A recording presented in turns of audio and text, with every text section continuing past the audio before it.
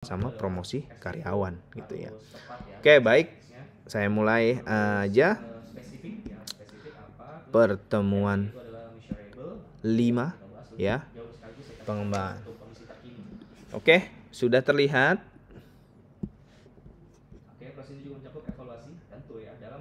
Oke. Alright. Sip. Nah, ya. Jadi dimulai dari pendahuluan. Jadi pengembangan ini ya, pengembangan dalam MSDM. Tadi nggak ngomongin produk nih kita ya.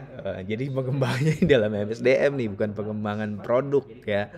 Nah, pengembangan MSDM ini merupakan salah satu fungsi penting untuk meningkatkan kompetensi, keterampilan, pengetahuan, dan potensi karyawan secara berkelanjutan. Fungsi utamanya ini nggak hanya berorientasi pada peningkatan kinerja individu ya, tetapi juga diarahkan untuk mendukung pencapaian tujuan strategis organisasi. Kalau misalkan karyawannya rajin, karyawannya nggak males, karyawannya bagus ya, dia mengerti apa yang dia kerjakan di kerjaan itu, pastinya nantinya ya outputnya adalah kepada tujuan strategis organisasi gitu ya. Nah, kenapa sih ya kita harus belajar pengembangan di MSDM ini ya? Nah, pengembangan SDM ya, ini adalah aspek krusial dalam MSDM. Jadi misalkan kita mau jadi HR, kita harus paham tentang pengembangan MSDM ya. Alasannya yang pertama adalah dengan pengembangan kita bisa meningkatkan kompetensi karyawan ya. Nah, yang kedua, dengan pengembangan juga ini bisa menyesuaikan diri terhadap perubahan. Artinya dalam era perubahan yang cepat ya, baik dari sisi teknologi, regulasi maupun kebutuhan pasar, pengembangan SDM membantu karyawan agar cepat beradaptasi. Ya, jadi kalau misalnya tidak ada program pengembangan ya perusahaan semakin rumit gitu ya. Nggak ada programnya, nggak ada buat ngelatihnya gitu kan, nggak ada buat ngasih penghargaannya. Ya ini tidak terstruktur gitu. Makanya dibutuhkan yang namanya pengembangan. Lalu yang ketiga ya, pentingnya pengembangan adalah ini untuk meningkatkan produktivitas dan efisiensi. Artinya dengan keterampilan yang terus ditingkatkan, karyawan-karyawan kita nih mampu menyelesaikan pekerjaannya dengan lebih baik, bukan hanya lebih baik ya, tapi harus cepat dan minim sekali kesalahan. Nah, ini berkontribusi pada efisiensi operasional dan peningkatan output organisasi. Nah, ya jadi erat kaitannya ya namanya si manusia ini, si karyawan ini. Nah, ini akan dipekerjakan dimanapun. Walaupun nanti tadi kata si Anis ya, dia ngomongnya pengembangan produk, ya benar juga gitu ya. Karena kalau misalnya kita ngembangin karyawan, dianya pintar, ya dia bisa meminimalisir kesalahan-kesalahan untuk di operasional, misalkan seperti itu gitu ya. Nah, yang keempat, pentingnya pengembangan ya, ini tadi kata Joti sudah benar ya, ini bisa meningkatkan motivasi dan kepuasan kerja ya. Karyawan yang merasa diperhatikan dan mendapatkan kesempatan, meningkatkan motivasi dan kepuasan kerja. Terus yang kelima ya, ini meningkatkan daya saing organisasi. Dengan adanya pengembangan dan karyawan itu termotivasi untuk bekerja dan dia puas, akan menghasilkan karyawan yang bagus gitu ya. Karyawan-karyawan yang bagus, yang baik ini ya pastinya nantinya akan meningkatkan daya saing organisasi gitu. Nah, yang keenam ya, pentingnya pengembangan ini adalah untuk mendukung transformasi digital dan inovasi. Jadi di era digital, pengembangan SDM tidak hanya mencakup hard skill ya seperti pemahaman teknologi dan data, tapi juga soft skill-nya harus diasah, harus dilatih gitu. Aman ya ini saya kedengeran ya? Kamu nge-kick saya, Mita. Kamu nge-kick saya ya, Mita ya? Parah nih Mita nih. Aduh. Oke, lanjut ya. Sekarang ke definisi pengembangan. Nah, menurut Hasibuan di bukunya, ini buku yang kita pakai ya. Nah, kata Hasibuan, pengembangan adalah suatu proses. Ini saya mati lagi bagaimana nih ya? Halo? Cek. Aman. Oke.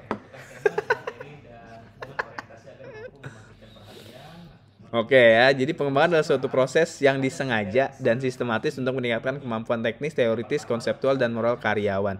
Nah, artinya bagi perusahaan, bagi organisasi, ini saya mati lagi nih kayaknya nih ya. Ada komponen-komponen yang bisa dipenuhi. Cek, kedengeran? Untuk menarik perhatian sasaran ya, semisal menggunakan kata-kata ataupun menggunakan rangkaian kata yang memang menarik. Menggunakan rangkaian kata bisa mana nih internetnya dut-dutan stabil. Cek. Oke. Aman ya? Oke. Ya, jadi kalau kata Pak Hasibuan, ini prosesnya yang disengaja ya. Jadi pengembangan ini kita nih sebagai HR ini adalah program yang disengaja sama perusahaan. Artinya memang dibikin untuk karyawan-karyawannya, untuk perusahaannya ya. Nah, ini tujuannya untuk meningkatkan kemampuan teknis, teoritis, konseptual, dan moral pastinya. Nah, menurut bapaknya MSDM nih ya, ada Edwin B. Filippo, pengembangan ini adalah a long-term educational process utilizing a systematic and organized procedure by which managerial personnel gain conceptual and theoretical knowledge. Ya, jadi artinya pengembangan ini proses pendidikan jangka panjang yang disusun secara sistematis untuk meningkatkan pengetahuan konseptual dan teoritis, khususnya bagi personel manajerial. Jadi fokus pengembangan kata Pak Filippo ini ya, kata Edwin B. Filippo ini adalah pada penciptaan pemimpin dan manajer yang mampu berpikir strategis dan memiliki visi jangka panjang.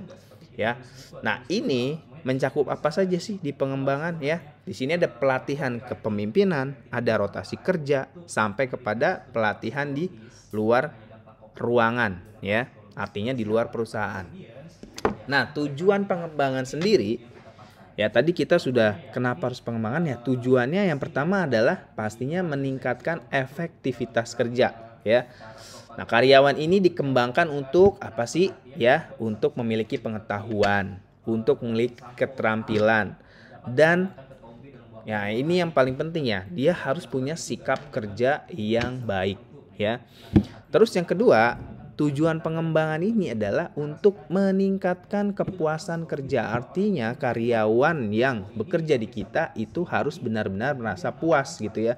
Nah, proses pengembangan meningkatkan rasa dihargai dan memperkaya pengalaman kerja ya. Jadi karyawan ini akan merasa diperhatikan. Nah, nanti dampaknya adalah dia loyal sama perusahaan dan dia termotivasi untuk selalu melakukan yang terbaik untuk perusahaan gitu.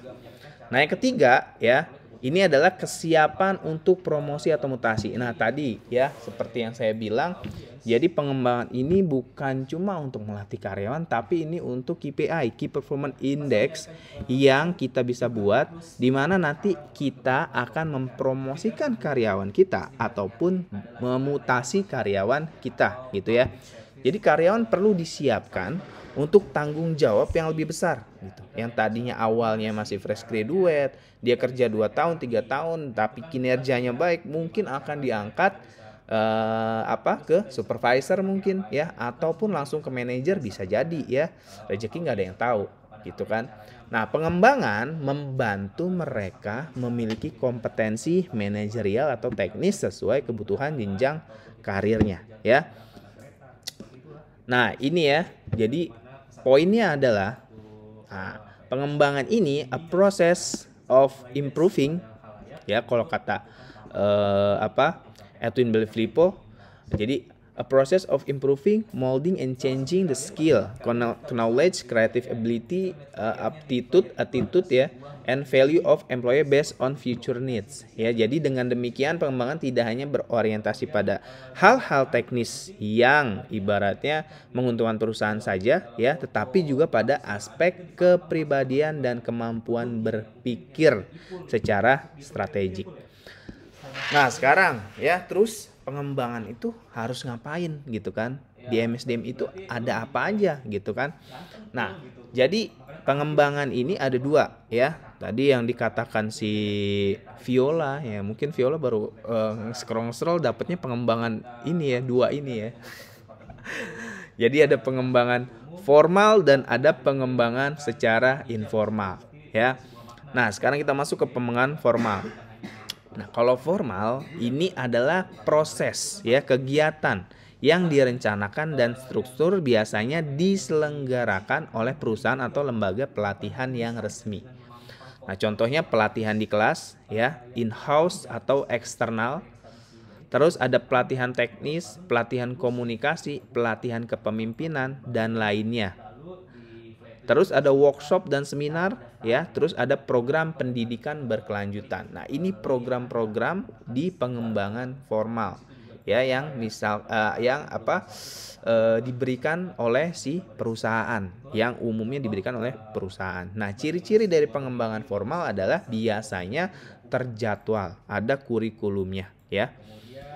Terus ada evaluasinya gitu. Nah, biasanya kalau yang memang berpotensi, kalian bisa aja tuh jadi dapat program pendidikan ya, S1 terus S2-nya dibayarin perusahaan, atau enggak S3-nya mungkin bisa dibayarin perusahaan juga gitu ya. Nah, asal kalian loyal sama si perusahaan tersebut gitu.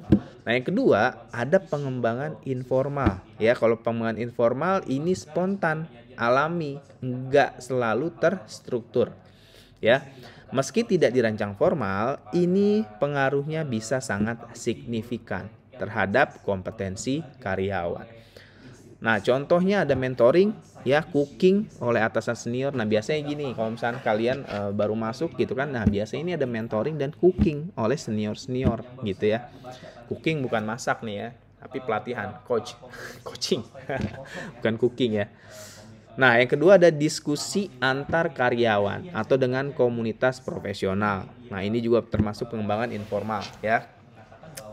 Nah, yang paling penting adalah yang ketiga juga ya, belajar dari pengalaman kerja langsung. Jadi misalkan sebulan, 2 bulan, 6 bulan kalian sudah bekerja di situ, ya kalian harus learning by doing gitu ya. Pengalaman kerja langsung gitu. Nah, yang paling terakhir menurut saya ya, pengembangan informal yang paling penting adalah self learning ya. Jadi kalian sudah seperti sekarang lah ya, jangan berpacu dari arahan ataupun dari materi-materi dosen saja gitu ya. Tapi yang namanya ilmu itu ada di mana-mana ya. YouTube banyak sekarang ya, ngedengerin podcast aja itu udah ilmu gitu. Nah, jadi yang paling penting untuk pengembangan diri sendiri ya, itu adalah self learning. Nah, ini bisa melalui internet ya, bisa melalui buku atau video pembelajaran ya. Nah, pengembangan informal ini ciri-cirinya biasanya tidak terstruktur ya, berlangsung secara terus-menerus, lalu bersifat partisipatif dan mandiri. Biasanya begitu. Nah, ya. Terus di MSDM kita ngapain di pengembangan ya, HR tuh ngadain apa gitu. Nah, orang yang mau dikembangin tentunya kan harus ada pelatihnya, kita harus mengadakan pelatih gitu kan. Nah, pelatih ini adalah individu yang memberikan bimbingan, pengetahuan dan keterampilan kepada peserta pelatihan. Ya, menurut Edwin Bevlito, pelatih itu instruktur pelatihan harus mampu menyalurkan informasi. Jadi kalau kata Edwin Bevlito ya, yang namanya pelatih itu yang pertama harus bisa menyalurkan informasi yang memang diperlukan ya di materi tersebut ya. Jadi jangan cuman mungkin dia pintar cuman secara secara penyampaian dia nggak bisa gitu ya. Jadi yang pertama pelatih itu bisa menyalurkan informasi. Yang kedua dia itu harus menginspirasi peserta ya. Dan yang ketiga adalah dia bisa mengarahkan proses belajar dengan efektif gitu. Nah, yang pertama ya, yang namanya pelatih itu ada pelatih internal dan pelatih eksternal ya. Pelatih internal berarti yang ada di dalam perusahaan, di dalam organisasi. Nah, ini ada siapa saja? Ada manajer pastinya, ada supervisor ya, supervisor. Terus yang ketiga ada staff-staff yang senior ya. Jadi tiga orang ini pastinya sudah memiliki pemahaman mendalam terhadap pekerjaan dan budaya perusahaan, ya. Nah, keunggulan pelatih internal, ya, dia benar-benar sudah mengenal budaya dan sistem organisasi. Terus pelatihannya itu dapat disesuaikan langsung di situ, gitu ya. Nah, yang ketiga adalah keunggulan dari pelatih internal, ya pastinya efisiensi dari sisi biaya. Ya, jadi kita nggak perlu bayar mahal, kayak karena dia sudah ada di dalam perusahaan, gitu ya. Jadi itu merupakan tugas dia juga, gitu ya, untuk melatih karyawan-karyawan yang baru, gitu.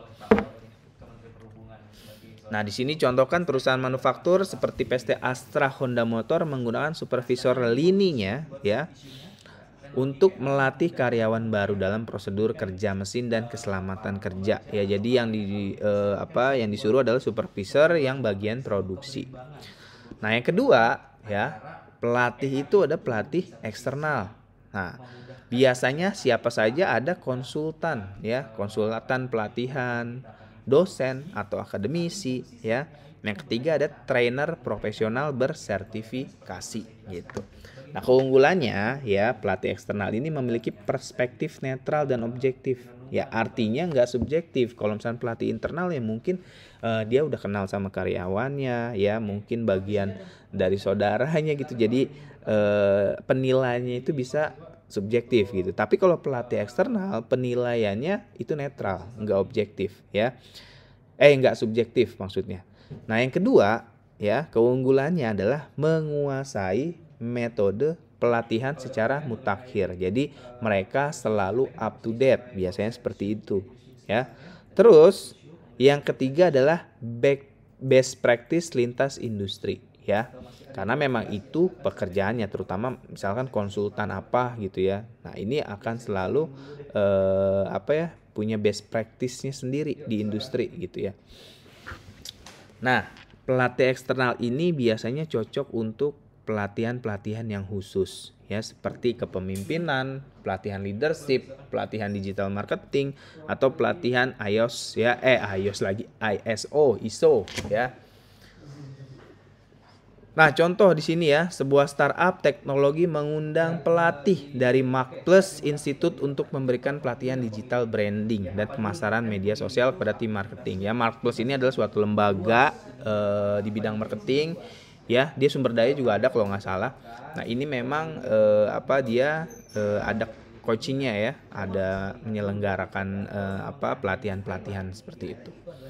Oke, sekarang syarat umumnya. Nah, kenapa harus paham, ya? Ya, jadi kalau misalnya seorang HR, ya, kita harus paham untuk mengadakan pelatih-pelatih itu syaratnya apa aja, gitu ya.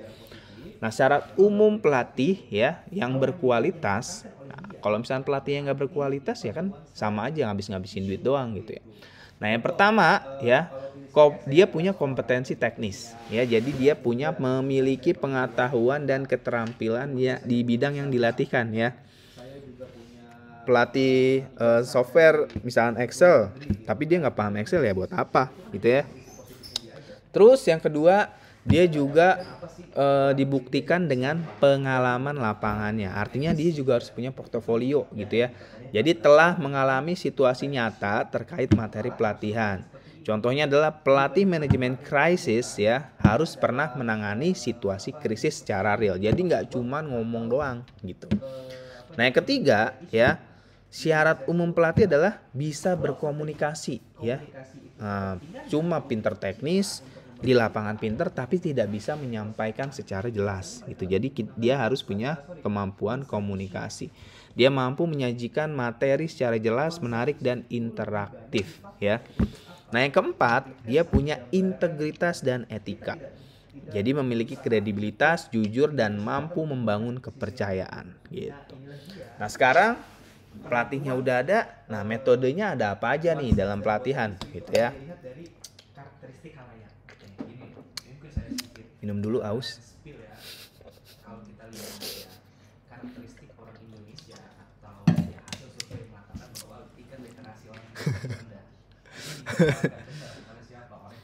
Kopinya ini dong, jangan yang saset dong, ya. minimal FM lah.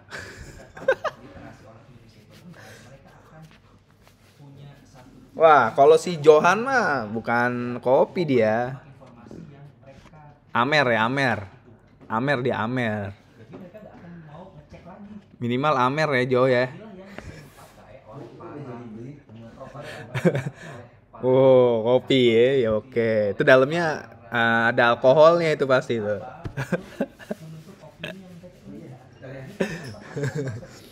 Oke, siap. Ya, lanjut lagi. Metode-metode dalam pelatihan. Yang pertama ada ceramah, ya.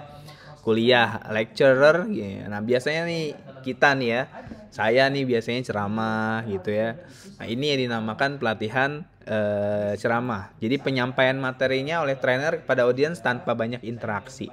Nah, sebenarnya bisa interaksi ya kalau misalkan memang ada pertanyaan dan lainnya gitu ya. Tapi kan biasanya nggak ada pertanyaan nih dari kalian gitu. Jadi kadang nggak ada interaksi. Paling interaksi gitu doang ya. Johan mabok gitu kan. Kalian ketawa udah ya.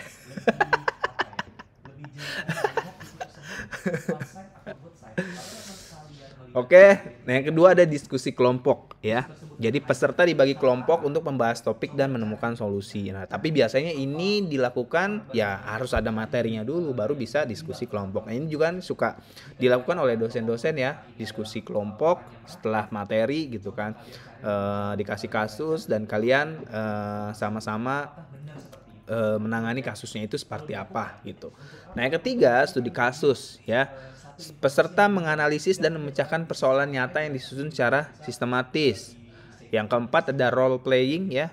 Di sini peserta memainkan peran untuk memahami perilaku atau proses organisasi. Nah ya, nih misalkan saya mau role playing nih sama kalian. Nah, ibaratkan kelompok ini adalah HR-nya, kelompok ini adalah karyawannya, misalkan seperti itu. Nah, itu role playing. Terus ada lagi pelatihan dengan media ya. Ini menggunakan video, animasi atau e-learning interaktif ya. Terus ada simulasi kelas, business simulation juga bisa ya. Jadi ini meniru situasi nyata dalam format permainan atau tantangan ya. Ini ada. Jadi di metode kelas ini ada 1, 2, 3, 4, 5, 6, ada 7 ya. Yang terakhir ada sensitivity training. Ya, jadi meningkatkan kesadaran peserta terhadap perilaku mereka dan pengaruhnya pada orang lain. Jadi di sini ada pelatihan diversity atau inclusion awareness. Contohnya. Nah, yang kedua ada metode training ya, metode training atau metode pelatihan ya. Yang pertama ada on the job training. Ya, jadi penjelasan singkatnya adalah pelatihan langsung di tempat kerja agar karyawan memperoleh keterampilan melalui praktek nyata. Ya, jadi langsung tuh ya pelatihnya di situ, terus misalkan ada alat-alatnya pun langsung gitu. Terus yang kedua ada vestibule training ya. Pelatihan di tempat khusus menyerupai lingkungan kerja agar peserta tidak mengganggu proses kerja yang sedang berjalan. Ya, artinya dia dibawa ke tempat khusus ya yang disediakan oleh konsultannya ataupun perusahaannya yang dia setting seperti di perusahaan seperti itu. Ya, jadi calon operator mesin dilatih di ruang pelatihan menggunakan mesin tiruan. Contohnya seperti itu. Itu namanya vestibule training. Nah, yang ketiga ada demonstration and example ya. Jadi pelatihannya secara demonstrasi sampai dan pakai contoh gitu ya. Nah, pelatih menunjukkan cara melakukan pekerjaan secara langsung disertai penjelasan lalu peserta diminta meniru. Nah, yang keempat ada simulasi ya, pelatihan melalui situasi buatan untuk meniru kondisi kerja nyata. Yang terakhir ada apprenticeship. Nah, di sini pelatihan jangka panjang di mana peserta bekerja dan belajar langsung dari ahli mentor di bidangnya. Biasanya 2 bulan, 3 bulan gitu ya. Nah, ini semua di metode pelatihan training bisa dilakukan gitu ya, nggak cuma satu. Jadi di on the job training misalkan. Nah, di situ bisa ada demonstration juga, ada simulation juga gitu ya. Nah, yang ketiga ada metode pengembangan ya. Jadi pelatihannya adalah development. Nah, yang pertama ada job rotation ya. Jadi memindahkan karyawan ke berbagai jenis pekerjaan atau departemen untuk memperluas wawasan. Itu namanya job rotation. Yang kedua ada coaching ya, pendampingan langsung ya, didampingi secara langsung oleh konsultannya selama 3 bulan misalkan ya untuk meningkatkan performa kerja. Lalu ada mentoring ya, hubungan jangka panjang antara karyawan senior dengan junior untuk membimbing karir dan pengembangan pribadi ya. Jadi biasanya perusahaan kalau mentoring ya biasanya pakai pihak internal gitu ya. Terus ada manajemen development program. Jadi program sistematis untuk mempersiapkan calon manajer. Nah, jadi yang udah bagus-bagus nih dilihat nih ya, yang berpotensi biasanya dimasukkan ke dalam manajemen development program ya, calon-calon manajer gitu. Nah, yang selanjutnya ada workshop dan seminar ya yang biasa kalian ikuti itu ya. Itu adalah metode pengembangan. Lalu ada conference atau simposium. Jadi ini pertemuan profesional berskala nasional atau internasional untuk berbagi informasi dan membangun jaringan kerja.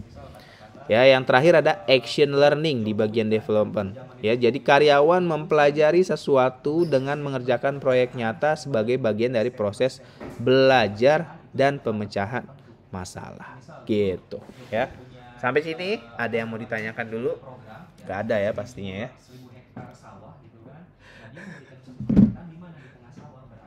Tawa lagi minta, gak ada kan pastinya kan?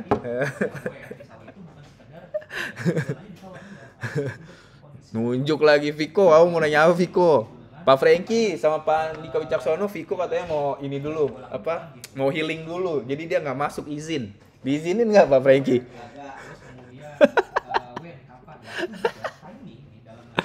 Ada nih Pak Franky nih sama Pak Wicaksono nya ada. Udah saya langsung infoin ya. Mau ikut demo gitu kan. Waduh, jangan dong. Nanti siapa yang meneruskan Trah Kunarso gitu kan.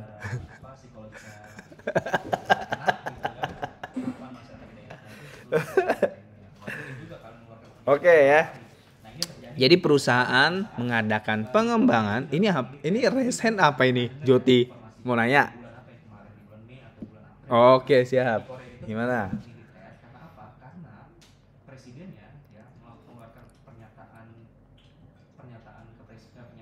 Ya.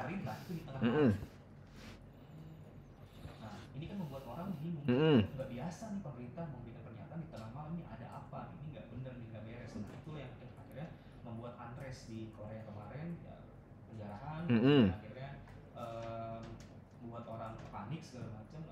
Ya, itu akan merembet kepada hal-hal lagi seperti itu. Pemilihan waktu juga harus tepat, nggak bisa sembarangan. Pengumuman yang sebenarnya sebenarnya adalah kondusif, tapi kalau diberitakan malam hari bisa membuat situasi berbeda gitu. Kan itu semua perhatikan. Kemudian bagaimana? Nah, oke, pertanyaan bagus. Biasanya kayak gitu ya. Karyawan baru malah seringnya disuruh-suruh, malah dibully nih. Nah, itu kan berarti kan ibaratnya budaya, terkait budaya ya. Budaya di Indonesia biasanya seperti itu, Jod. Nah, itu kebawa dalam perusahaan. Makanya di perusahaan harus bagus nih budayanya yang diterapkan, aturan-aturan SOP-nya. Terus pengawasannya ya. Nanti kan kita juga belajar nih di MSDM ada pengawasan ya. Jadi harus ada waskat, pengawasan melekat. Manajer itu punya atasan gitu kan. Nah, atasannya seperti itu juga atau tidak? Kalau misalkan atasannya begitu juga, ya dia juga punya atasan lagi kan, yang bisa ibaratnya dinilai secara kinerjanya. Nah, itu kan bisa juga dipantau gitu ya. Jadi hal-hal seperti itu kan hal-hal yang tidak baik gitu ya. Ini perlu dilaporkan. Nah, si karyawan ini juga harusnya melaporkan, Pak kok kayak gini ya bekerja ya. Jadi di era sekarang ya harus sudah ini ya, maksudnya harus sudah berani untuk melakukan itu gitu. Nah artinya ya yang seperti itu kan tidak baik. Jadi diperlukan pengawasan yang melekat gitu antara si karyawan nih, antar karyawannya, staff punya atasan punya atasan lagi gitu kan. Nah jadi harus ada pengawasan melekat agar hal-hal itu tidak terjadi. Kalaupun nanti terjadi, pastinya ada proses dipanggil dulu manajernya benar atau tidak, diselidiki dulu gitu. Nah ini tugas-tugasnya HR memang ya, tugas-tugasnya human resource untuk melihat hal-hal seperti itu gitu. Jadi harus ada pengawasan gitu. Terjawab atau piye? Ada yang di ini masih ini? Iya, benar. Makanya apa ya? Kalau di strategik itu kita juga harus apa ya? Yang namanya perusahaan bagus harus punya diferensiasi secara bagus, entah itu dari visi, misi, produk maupun budaya organisasinya gitu. Jadi dia bisa bisa beda dari yang lain itu kenapa gitu. Nah, budaya organisasinya juga kalau misalnya hal-hal kayak gitu ada, ya berarti harus dilakukan pengawasan agar itu tidak ada gitu. Nah, oke ya, kita lanjut. Jadi, oke, terima kasih. Nah, jadi tadi sudah metode ya. Nah, tadi yang di awal buat apa sih ada pengembangan gitu ya. Nah, kita biar bisa menilai prestasi karyawan. Ini salah satunya ya. Jadi ada penilaian prestasi karyawan. Nah, jadi penilaian prestasi karyawan ini apa? Ya, di sini adalah proses sistematis untuk mengevaluasi kinerja kerja karyawan terhadap standar SOP itu ya, standar operasional terhadap standar atau target yang telah ditetapkan. Jadi kita secara perusahaan pasti punya SOP-nya masing-masing ya. Di setiap divisi harus apa, kerjaannya apa gitu kan. Nah, evaluasi ini dilakukan secara berkala biasanya ya, setiap 6 bulan ataupun 1 tahun tergantung pada kebijakan organisasi ya. Jadi penilaian karyawan ini tujuannya adalah untuk mengevaluasi pencapaian kerja si karyawan tersebut ya, menilai apakah karyawan ini mencapai sasaran kerja ya atau tidak gitu. Seperti yang kemarin saya sudah contohkan kayak teller gitu kan. Nih dia ada 2 teller di dalam di dalam bank nih, di dalam satu cabang. Nah, ini juga di ini ya, maksudnya siapa nih yang paling cepat melayani si nasabah gitu kan. Kayak waktu itu istri saya sama teman saya gitu kan, berdua dia 121, si teman saya cuman 20 40 gitu ya. Nah, ini kan bisa dinilai KPI-nya. Jadi nanti di tahun-tahun ada bonus yang KPI-nya jelek, tidak menyentuh KPI yang ada bonus gitu ya. Jadi ini bisa jadi untuk evaluasi pencapaian kerja. Nah, terus yang kedua, dasar keputusan manajerial ya. Jadi ini digunakan sebagai bahan pertimbangan dalam promosi, mutasi, demosi atau PHK gitu ya. Nah, lalu ya yang ketiga ada identifikasi kebutuhan pelatihan ya. Jadi menentukan area di mana karyawan membutuhkan pelatihan. Misalkan satu divisi ini kok kinerjanya menurun, kok kinerjanya nggak naik-naik ya.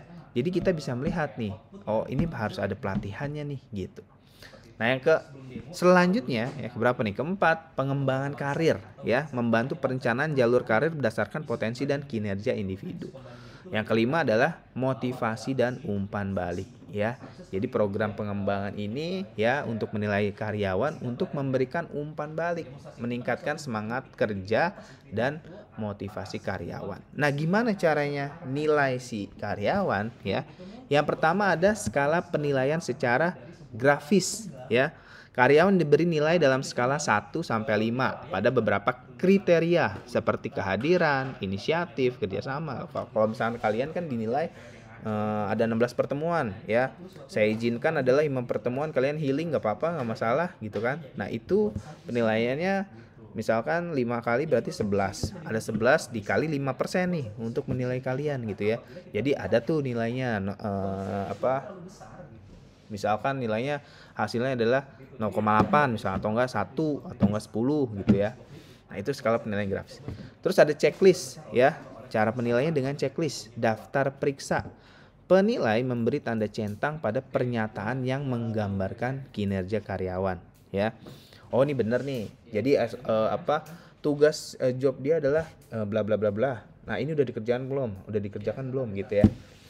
Terus yang ketiga ada critical incident method ya, mencatat kejadian luar biasa yang positif ataupun negatif. Itu juga bisa dikerjakan ya. Terus ada yang keempat, ada 360 degree feedback ya. 360 degree feedback. Jadi di sini ada umpan balik dikumpulkan dari atasan. Jadi semuanya ditanyakan misalkan ya, dari atasan, rekan kerja, bawahan, bahkan pelanggan gitu. Nah, lalu yang kelima ya, ini penilaian berdasarkan tujuan ya, manajemen by objective MBO. Penilaian dilakukan berdasarkan pencapaian tujuan spesifik yang telah disepakati antara atasan dan bawahan gitu.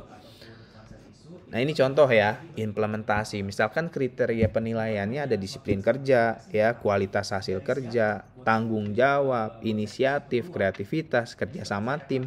Nah, bobotnya dia harus mencapai disiplin kerja 20% gitu kan. Nah, kualitas kerja dia harus 30%, tanggung jawabnya 20%, inisiatifnya 15 sampai kerja sama timnya 15 gitu. Jadi kalau di scorein totalnya ada 100. Nah, nilai karyawan make si ini misalkan ya, rating gitu ya. Rating 1 sampai 4 1 sampai 5 gitu kan. Disiplin kerjanya dia dapat 4 gitu kan. Kualitasnya 3, 5, 3. Nah, ini nanti dikalikan ya. 4 kali 20% 0,8, 0,9. Nah, total skornya nanti ya, misalkan dapat 3,75, berarti dia masuk ke dalam ini ya, yang baik gitu. Ini cara contoh sederhana untuk menilai karyawan gitu. Nah, itu proses penilaian karyawannya ya. Yang ke selanjutnya ada proses mutasi karyawan ya. Mutasi itu apa? Mutasi itu adalah perpindahan atau pemindahan seorang karyawan dari satu posisi atau jabatan ke posisi yang lain dalam organisasi yang memiliki jenjang tanggung jawab atau tingkat yang sama ataupun berbeda, tergantung pada jenis mutasinya. Nah, tujuannya apa ya? Tujuannya tidak hanya untuk memenuhi kebutuhan organisasi, tetapi juga sebagai pengembangan karyawan. Jadi mutasi ini ya jangan diartikan negatif ya. Jadi ini adalah proses pengembangan karyawan juga. Nah, jenis-jenisnya yang pertama ada mutasi horizontal ya. Nah, kalau mutasi horizontal, pemindahan dari satu jabatan ke jabatan lain. Misalnya ya, staf pemasaran dipindahkan ke staf administrasi gitu. Nah, tujuannya apa? Untuk penyegaran kerja, penyesuaian kebutuhan organisasi, atau sebagai strategi rotasi kerja. Ya mungkin di staf pemasaran dia nggak cocok nih ya, jadi dipindahkan coba di staf administrasi, apakah cocok atau tidak gitu. Terus ada mutasi vertikal ya. Nah, kalau mutasi vertikal ini biasanya lebih sering disebut promosi atau demosi ya. Jadi mutasi vertikal juga bisa mengacu pada perubahan tanggung jawab yang berbeda level tetapi tetap dalam rangka pengembangan karyawan. Nah, contohnya adalah misalkan staf senior ya dipindahkan jadi supervisor dalam unit berbeda karena kebutuhan organisasi. Nah, tujuannya apa sih gitu ya? Manfaatnya apa sih? Yang pasti yang pertama adalah pengembangan kompetensi. Jadi adanya mutasi bisa mengembangkan kompetensi. Yang kedua, menyesuaikan beban kerjanya ya. Yang ketiga, meningkatkan motivasi. Yang keempat, menghindari kecenderungan yang monoton ya, agar dia tidak bosan gitu.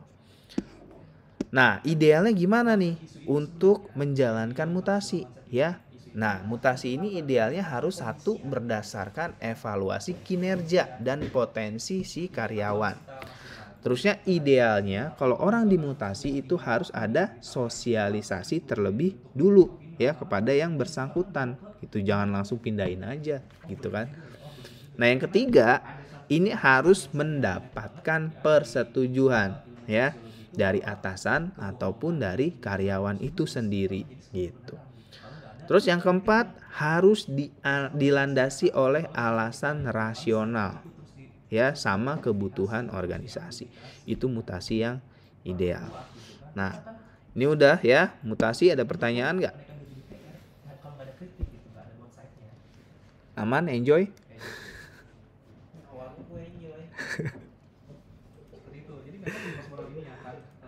Aman ya?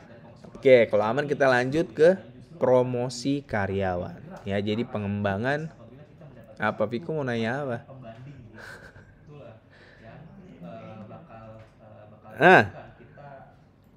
Viko mau dimutasi kemana emang Viko? Mau dimutasi ke Raden Wijaya?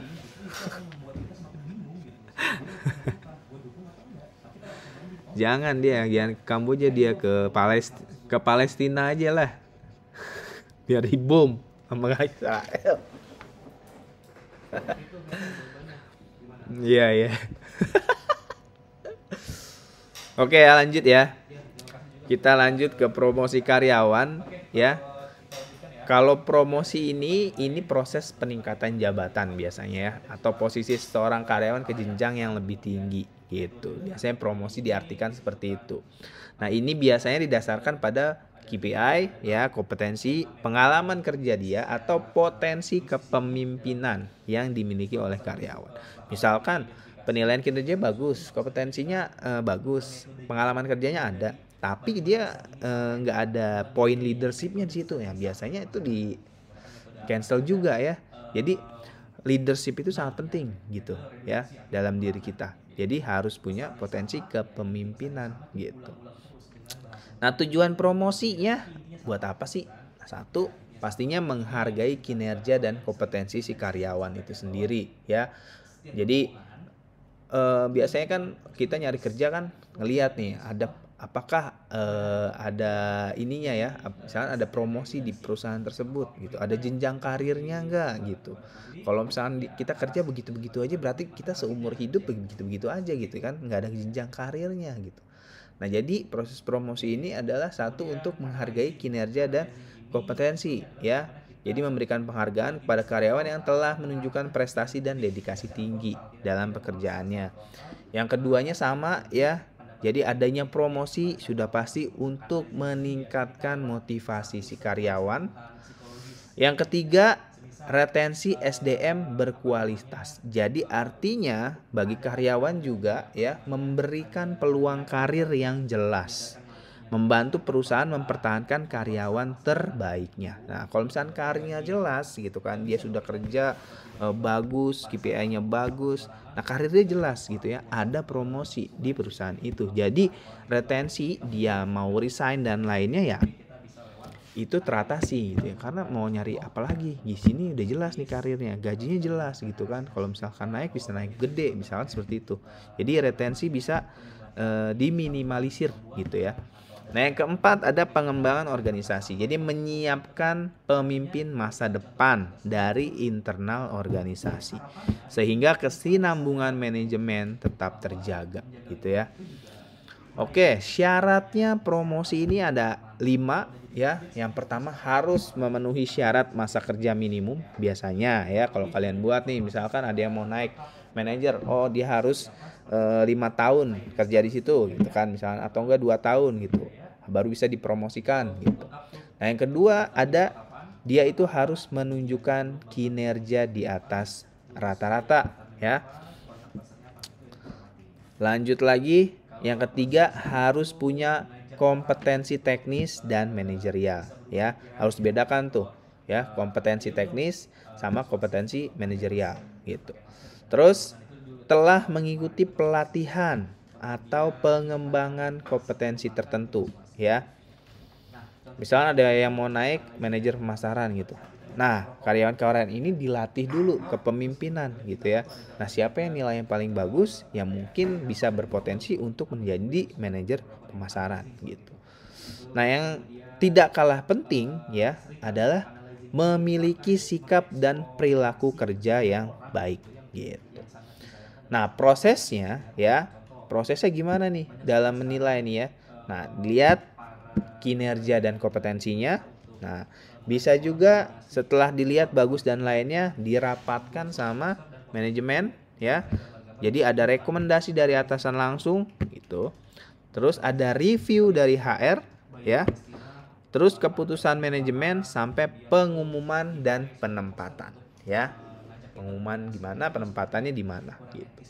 Diumumkan, nah kamu naik ya. Cuman kamu kalau mau naik jadi manajer, kamu pindah ke cabang ini misalkan kayak gitu. Atau enggak masih di situ ya, enggak masalah juga gitu ya, tergantung keputusan si manajemen. Nah, bentuk promosinya ya ada promosi vertikal. karyawan naik ke posisi dengan tanggung jawab dan otoritas lebih tinggi, ya misalnya dari staff ke supervisor gitu ya, kan dari staff ke supervisor jadi tanggung jawabnya pasti lebih besar. Terus ada promosi horizontal, ya, peningkatan tanggung jawab tanpa perubahan jabatan struktural, contohnya pindah divisi saja, ya. Terus ada promosi diam-diam, tanggung jawab meningkat tanpa kenaikan jabatan atau gaji. Nah ini biasanya sementara gitu. Nah ini yang ketiga, ini ya nggak aman gitu ya, dikasih kerjaan lebih banyak tapi gajinya sama gitu. Nah, kayak misalnya PLT lah ya, PLT kan kalau nggak salah tidak dapat gaji gitu ya, tidak dapat tunjangan PLT-nya gitu kalau memang dia berstatusnya masih PLT gitu. Nah, dampak positif ya dari promosi ya pastinya mendorong budaya kerja yang kompetitif dan produktif. Ya, dengan adanya promosi jadi ada kompetisi tuh di antara karyawan, tapi kompetisinya kompetisi yang baik ya dan lebih produktif pastinya. Terus yang kedua adanya meningkatkan loyalitas dan keterlibatan karyawan. Kalau kerja gue bagus, ya gue akan dipromosikan nih misalnya gitu ya. Jadi kan itu bisa ningkatin loyalitas dan keterlibatan, ya. Lalu membangun citra positif si perusahaan tersebut. Jadi sebagai tempat kerja yang memberi peluang tumbuh, ya. Kalau misalnya perusahaannya tidak ada peluang jenjang karir dan lainnya, ya mendingan ngapain gitu ya, lama-lama di perusahaan itu gitu. Oke, sampai sini ada pertanyaan, kita masuk ke dalam kesimpulan.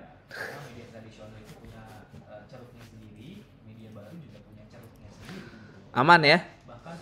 Oke, kita masuk ke kesimpulan. Jadi pengembangan sumber daya manusia merupakan proses sistematis yang bertujuan meningkatkan kompetensi, pengetahuan, keterampilan, sikap, dan potensi karyawan untuk memenuhi tuntutan organisasi ya saat ini ataupun masa depan. Nah, metodenya tadi sudah dijelaskan juga ya, ada on the job ya, ada rotation dan lain sebagainya. Jadi secara keseluruhan ya, strategi pengembangan SDM harus selaras dengan tujuan strategis organisasi, kebutuhan individu, serta perkembangan teknologi dan industri, sehingga mampu menciptakan SDM yang adaptif, inovatif, dan kompetitif. Sampai sini ada pertanyaan? Tidak ada. Kalau tidak ada berarti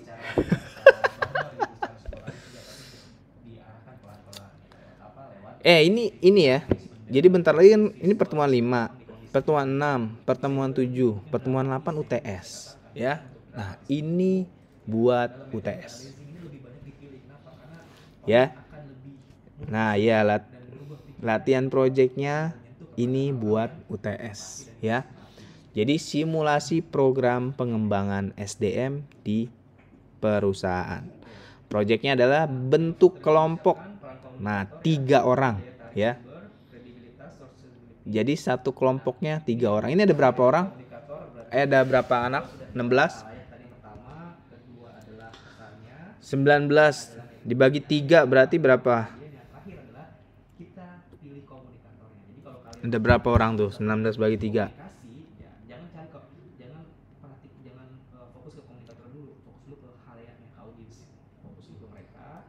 Oh, banyak amat satu kelompoknya. Satu kelompoknya 3 maksudnya.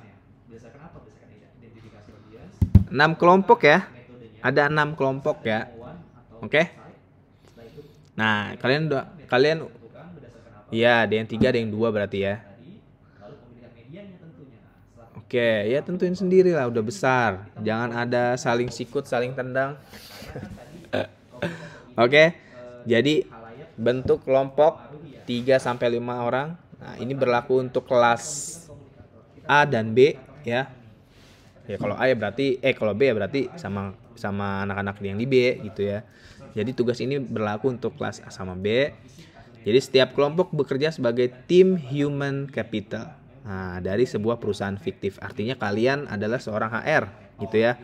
Terus yang kedua adalah pilih salah satu jenis industri yang akan dianalisis. Ya, bisa manufaktur, perbankan, startup, dan lainnya. Nah, tentukan satu posisi pekerjaan utama yang menjadi fokus pengembangan. Artinya, di bagian mana nih yang akan kalian bikin program pengembangannya gitu. Nah, yang keempat, jelaskan alasan posisi tersebut kenapa butuh pengembangan gitu ya. Terus yang kelima, rancang program pengembangan SDM. Susun rancangan program pengembangan SDM dengan memuat, nah ini ya. Jadi ada muatannya nih, komponennya, tujuan, materi pelatihan, metode pelatihan, durasi pelatihan, sampai evaluasi. Ya. Buat laporan akhir dalam 2 bentuk, ya, presentasi maksimal 10 slide, berisi poin-poin utama dan visual menarik. Setiap kelompok memaparkan hasil proyek di depan kelas, ya, presentasikan di pertemuan ke-8. Ya. Oke, kalau memang nanti tidak ada waktunya, mungkin ya bisa kalian bikin video secara online untuk mempresentasikan tersebut gitu ya. Tinggal dibagi-bagi aja tuh ya kerjaannya pas presentasinya. Kalau memang nanti bikin video ya. Nah, laporannya ini bentuk presentasi sama laporan ini ya. Laporan apa? Makalah, betul. Nah, ini ya, gunakan data sekunder atau studi kasus nyata. Penilaian akan mempertimbangkan inovasi. Nah, ini paling penting nih, ya. Dilarang pakai ChatGPT dan menyalin program pelatihan perusahaan dari internet tanpa analisis kritis. Nah, artinya teman-teman harus ngelihat problem HR ya. Biasanya berita banyak nih di perusahaan ini gitu. Nah, silahkan kalian analisis. Jadi perusahaan fiktifnya yang mungkin bisa kalian dapatkan di permasalahan HR di suatu perusahaan ya di internet gitu. Yang tidak diperbolehkan adalah ini aja. Oke? Sampai sini paham? Oke ya, silakan dibagi ya kelompoknya ya. Oke. Besok kita ini ya, pada kan nggak ada ini ya. Maksudnya kan besok disnatalis ya. Berarti komunikasi pemasaran, kalian komunikasi pemasaran Kamis ya? Iya deh. Oh iya. Iya, kelas B berarti, kelas B. Iya, kelas A. Oke deh, ya. Sampai sini aja. Terima kasih. Kalian juga mau langsung bergegas ke kampus kan, ya.